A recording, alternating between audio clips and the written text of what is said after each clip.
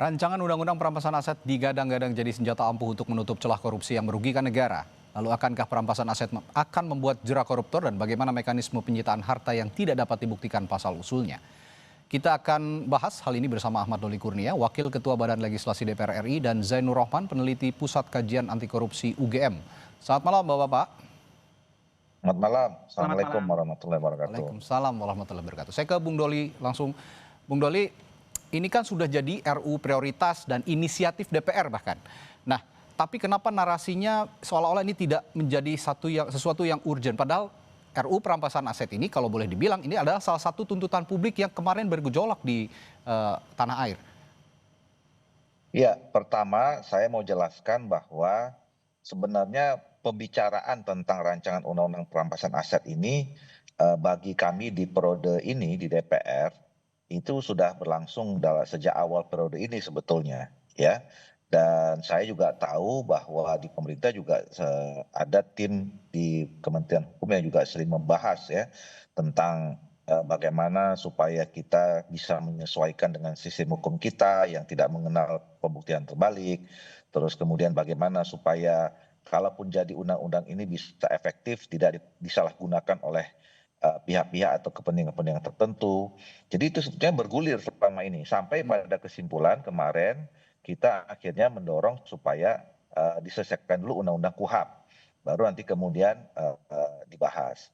Nah, kemudian yang kedua yang paling penting adalah kita menempatkan bahwa undang-undang ini kalau nanti sudah menjadi undang-undang ya, perampasan aset ataupun apapun lah namanya nanti, ini adalah bagian dari kita berupaya secara serius untuk melakukan pemberantasan korupsi. Oke. Jadi artinya undang-undang yang berkaitan dengan pemberantasan korupsi sudah ada, ya ada Tipikor, ada TPU, tapi kita lebih memperkuatnya lagi dengan ini. Nah, sehingga memang harusnya ini menambah kekuatan atau nilai positif ya, bukan menjadi hal-hal yang kontraproduktif atau malah yang negatif terhadap pemberantasan korupsi itu sendiri. Nah, yang ketiga, kita kemarin menetapkan pada tanggal 9 September itu setelah melakukan ya tadi ya kajian situasi. Pertama kita cek teman-teman di Komisi 3 pembahasan undang KUHP itu sudah hampir selesai, mungkin sekitar mungkin bisa diselesaikan di akhir masa sidang ini Oke. ya, dan kemudian momentumnya ketemu dengan apa yang disampaikan adik-adik mahasiswa atau masyarakat kemarin dalam tuntutan 17+8 itu. Ya. Nah, itu yang saya kira kemarin pada akhirnya kita putuskan ya, sehingga sekarang masuk di dalam prolegnas prioritas tahun 2025. Oke, saya tertarik dengan pernyataan Anda, jangan sampai RU ini menjadi sesuatu hal yang kontraproduktif. Di mana celah kontraproduktifnya? Bukankah RU perampasan aset ini misinya adalah, dalam tanda kutip, memiskinkan koruptor yang selama ini koruptor hanya dihukum tapi tidak dimiskinkan, sehingga masih tidak ada efek jera dalam kasus-kasus korupsi? Ya, tentu kita setuju ya, ketika seseorang atau kelompok orang setelah dibuktikan dan kemudian dinyatakan ya bersalah oleh peradilan kita, di mana mereka itu mengambil atau merugikan negara, tentu kemudian harus dikembalikan dan kemudian harus ada efek jera ya. Apakah kemudian nanti itu yang akan kita bahas. Apakah itu dimiskinkan dan proses pemiskinannya seperti apa gitu ya. Dan itu kan juga harus didetailkan nanti. Nah, kemudian yang kedua tadi yang saya sebut misalnya bisa jadi kontraproduktif itu adalah apabila undang-undang ini kalau tidak diatur secara detail dan kemudian kita tidak memperkuat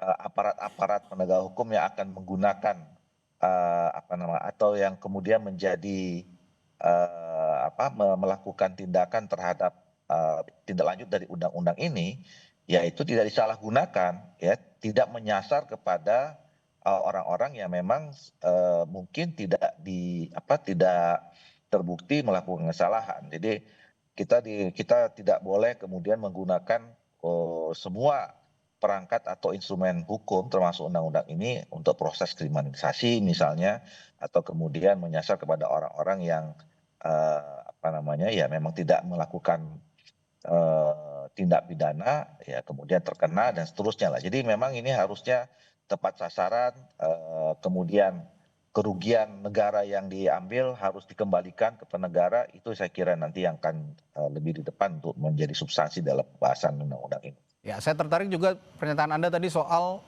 jangan sampai RUU ini nanti ataupun undang-undang ini apapun namanya nanti disalahgunakan untuk kepentingan tertentu. Saya akan tanyakan itu, tapi saya harus ke Mas Rohman dulu untuk menanyakan perspektifnya Mas Rohman tentang urgensi pembahasan RUU perampasan aset ini yang berlarut-larut, bahkan sampai detik ini juga seolah narasinya di DPR ini tidak menjadi sesuatu yang urgent. Bagaimana ini Mas Rohman?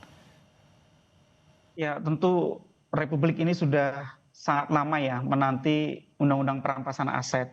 Pertama kali dimuat dalam prolegnas, saya ingat saya itu 2008, Ya. 17 tahun yang lalu gitu ya. Sudah sangat lama. Nah ini narasinya semakin menguat dengan tuntutan mahasiswa dan rakyat kemarin gitu ya. Saya berharap pembentuk undang-undang dapat memahami dan menyerap aspirasi rakyat yang sangat jelas itu gitu ya.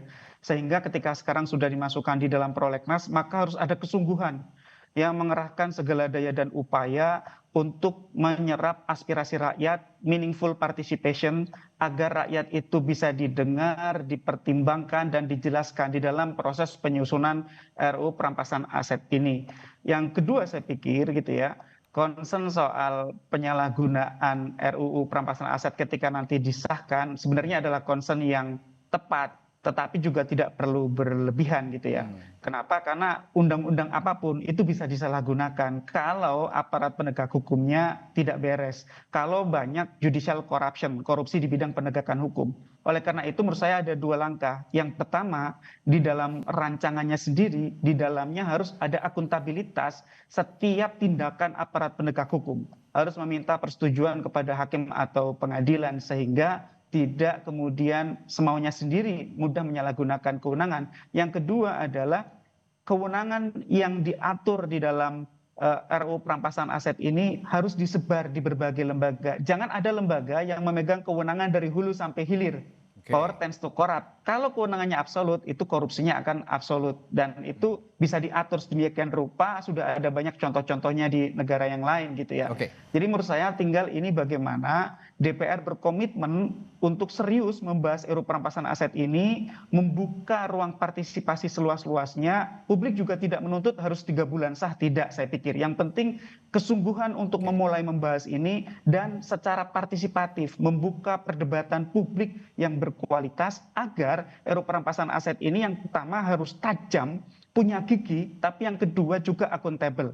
Kenapa saya katakan harus tajam, punya gigi? Karena pada prinsipnya non-conviction based asset forfeiture itu hanya sebagai komplement, sebagai pelengkap ketika sistem peradilan pidana itu memiliki keterbatasan-keterbatasan. Sehingga di negara-negara yang sudah maju, NCB itu adalah sebagai pelengkap. Nah kalau di konteks Indonesia, kebetulan proses pidananya juga masih banyak masalah, sehingga menurut saya ada satu konsep yang sangat penting diadopsi di dalam RUU perampasan aset, yaitu illicit enrichment, pengayaan yang tidak wajar itu, Mas Radi. Agar apa? Agar ini melengkapi unexplained wealth yang sekarang dianut di dalam draft rancangan itu. Sehingga menurut saya sih dari sisi konsep semuanya sudah tersedia. Perdebatan ahli juga sudah berlangsung belasan tahun. Yang paling penting adalah DPR harus membuka diri kepada publik untuk memberikan aspirasinya agar RUU perampasan aset ini bisa segera dibahas, punya gigi yang tajam, tetapi sekaligus juga akuntabel sehingga tidak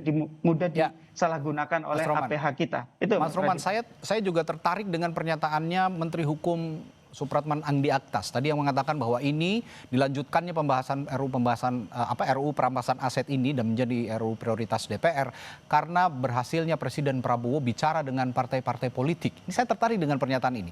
Apakah ini pertanda bahwa partai politik juga ya dalam tanda kutip ya punya kekhawatiran dengan disahkannya RUU perampasan aset ini?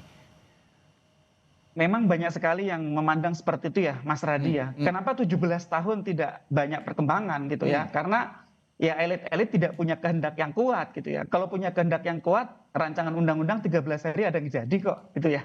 Jadi sebenarnya ini soal bagaimana kemudian konsolidasi ya politik yang ada di tingkat elit itu tuntas. Ketika sudah ada kata yang jelas dari eksekutif, dari presiden, kan tinggal bagaimana 82% suara di parlemen itu bisa diajak untuk punya komitmen yang sama gitu ya.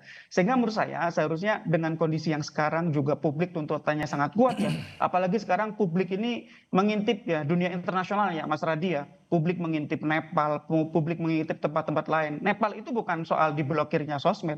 Nepal itu youth movement karena korupsi yang sangat luar biasa menggejala di sana. Nepal itu indeks persepsinya mirip Indonesia gitu ya. Oke. Indeks persepsi korupsinya di angka yang buruk sehingga mereka punya aspirasi agar ada gerakan anti korupsi. Meskipun ya saya berharap kejadian di Nepal jangan sampai terjadi di Indonesia dalam konteks kerusuhannya, tetapi yang harus direspon oleh elit-elit kita adalah kehendak rakyat itu harus dapat baik. ditangkap dengan baik dan kemudian diberi saluran yang itu tadi, didengar, dipertimbangkan dan mendapatkan penjelasan sehingga meaningful participation. Oke. Mas Radi. Masih membahas proses pembahasan RUU perampasan aset yang kini menjadi prolegnas dan RUU inisiatif DPR. Saya tadi bertanya ke Bung Doli, bagaimana DPR, Bung Doli, menjawab kekhawatiran publik soal RUU perampasan aset yang konon bisa saja disalahgunakan untuk kepentingan politik atau kriminalisasi lawan politik seperti yang Anda singgung tadi soal penyalahgunaan. Iya, saya kira kalau misalnya adanya kekhawatiran penyelewengan ya, tidak hanya ke politik atau kemudian pada orang-orang atau yang terindikasi sebagai kekuatan politik saja ya, tapi juga bisa menyasar kepada masyarakat biasa saja.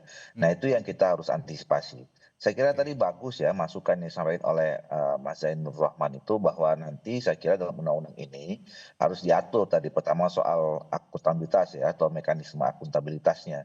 Jadi sebelum ada tindakan-tindakan perampasan atau pengambilan aset itu yang memang harus dikoordinasikan dengan peradilan dan seterusnya.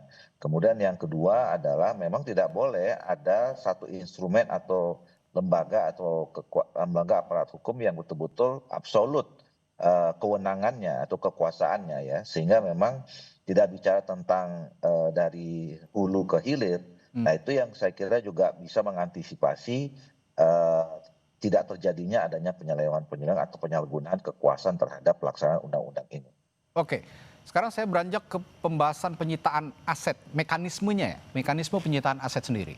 Dari DPR sendiri apakah ada dukungan khusus terhadap mekanisme penyitaan aset yang dimiliki dari hasil korupsi, benar-benar didapatkan dari hasil korupsi? Karena bisa saja ini menyasar kepada pihak-pihak yang sebenarnya punya harta tapi bukan dari hasil korupsi, Bang Doli. Nah itu dia, itu yang saya kira juga menjadi salah satu kehati-hatian ya, terhadap penyitaan. Dan tadi ya dikaitkan dengan soal pemiskinan itu, Ya. di mana pada kita bisa menempatkan posisi dimulai darinya proses pemiskinan dan terhadap waktu yang seperti apa, ya kan? Nah, ini yang menurut saya juga nanti akan menjadi pembahasan serius. Nah, jadi kalau misalnya secara substansi saya tidak atau belum bisa menyampaikan ya, karena kan kita baru mulai. Walaupun saya katakan tadi secara umum kita sudah mulai diskusi lepas ya selama ini di teman-teman DPR beranjak dari rancangan undang-undang yang dulu pernah disampaikan oleh pemerintah sebetulnya. Nah, tentu itu juga harus kita update, harus kita sesuaikan dengan perkembangan-perkembangan yang sekarang dan kemudian tadi isu-isu yang mengemuka supaya memang undang-undang ini on the track ya.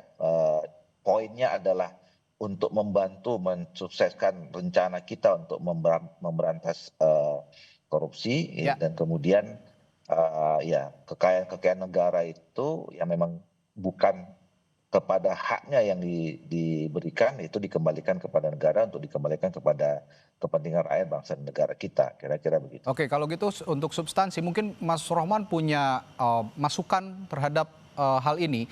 Bagaimana mekanisme pembuktian terbalik atas harta yang tidak dapat dijelaskan sumbernya misalnya, Mas Rohman? Ya, untuk menghindari power imbalance ya, ketidakseimbangan power, maka pembuktian itu seharusnya tetap dilakukan oleh JPU gitu ya. Tetapi ya bagi penguasa hartanya itu dapat membuktikan sebaliknya.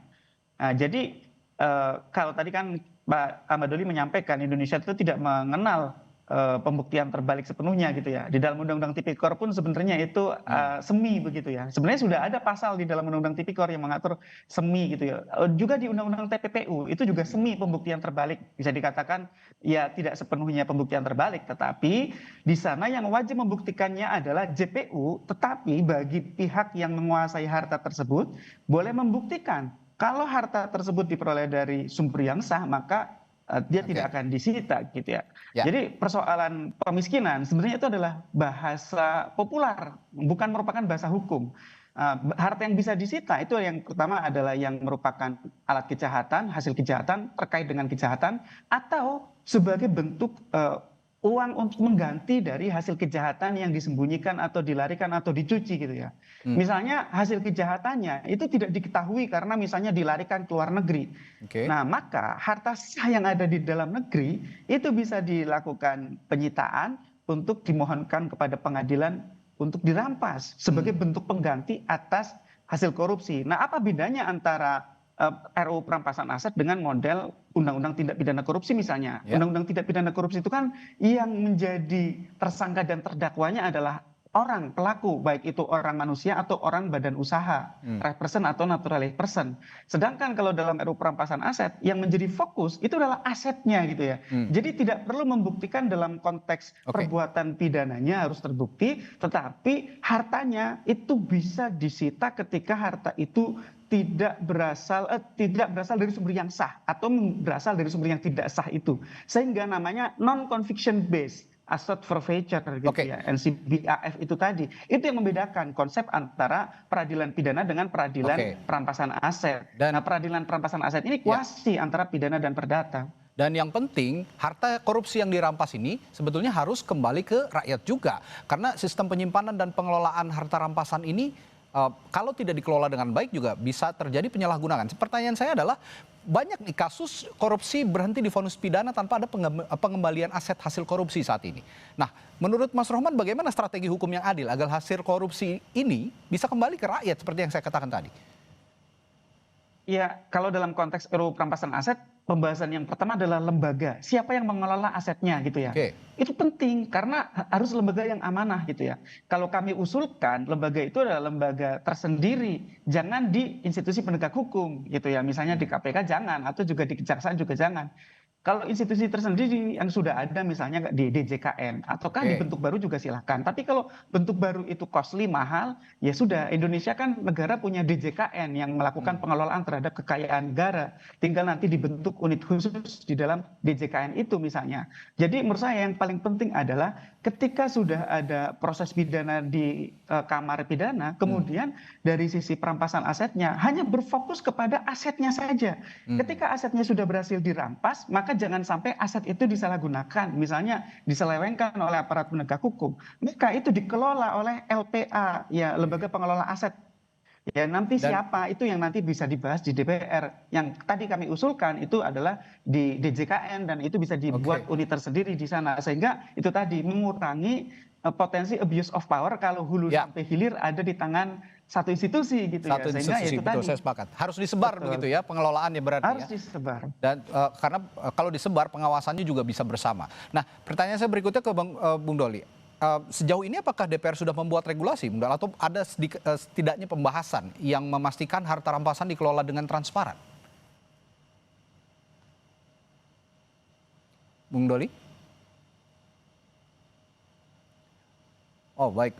Sepertinya ada kendala sambungan bersama Bung Ahmad Doli Kurnia. Kalau begitu saya kembali ke Mas Rohman. Kalau gitu Mas Rohman, kalau melihat tadi lembaga-lembaga yang harusnya punya integritas penuh begitu ya untuk mengelola rampasan aset ini. Dan sepertinya pengawasannya juga harus bersama dan tidak dikelola secara tunggal. Menurut Anda lembaga-lembaga siapa saja yang benar-benar bisa mengelola harta rampasan ini dengan baik? Ya, itu Mas. Oh, baik.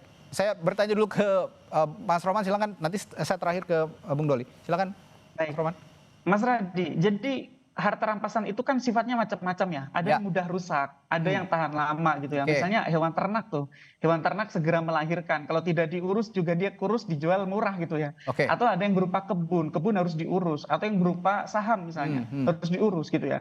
Sehingga yang mengurus adalah sebaiknya lembaga yang memiliki kemampuan untuk mengurus itu. Dan yang salah satu yang menurut saya tepat itu adalah Direktorat Jenderal Kekayaan Negara di Kementerian Oke. Keuangan. Ya, ya. Mereka sudah punya sistemnya, sudah Ya, punya sistemnya sudah ada, SDM-nya, betul. sudah punya betul. Ya. Sehingga itu tinggal dilanjutkan saja. Kalau di aparat penegak hukum, misalnya di KPK atau di Ya. Kejaksaan, ya mereka kan spesialisasinya di bidang penegakan hukum. Kalau suruh mengurus harta rampasan seperti hewan Oke. ternak, kebun, Baik. saham, dan Baik, lain-lain bisa rugi malah nanti. Ya, singkat saya terakhir ke Bung Doli, kalau begitu DPR sudah punya mekanisme atau penyitaan aset yang diduga dari hasil korupsi ini, bagaimana mengelolanya? Oh, sepertinya sudah terputus sambungannya dengan Bung Ahmad Doli Kurnia. Baik, kalau begitu saya tutup saja dialognya malam hari ini karena RU perampasan aset ini menjadi bagian penting dari tuntutan publik kemarin pada saat ada gejolak, sehingga sepertinya DPR juga harus benar-benar serius meskipun ya tidak